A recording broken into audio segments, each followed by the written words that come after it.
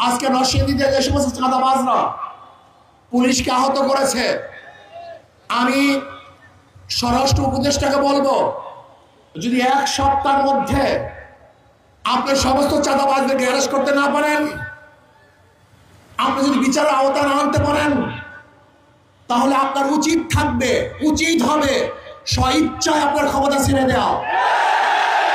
আপনার মতো অযোগ্য কোন উপদেষ্টা বাংলাদেশের জনগণ দেখতে চায় না। বাংলাদেশের চাঁদাবাজি আমরা চাই না, মাস্তানি চাই না, গুন্ডামি চাই না, লুচ্চামি চাই না, দখলদার চাই না। যদি দমন করতে না পারেন আপনি ব্যর্থ, আপনাকে অবশ্যই বলি থাকতে হবে। আইন শৃঙ্খলার অবস্থা করেছেন বাংলাদেশে, না জানি জনগণ আপনার হাতের মধ্যে আবার চুরি পরিয়ে না দেয়।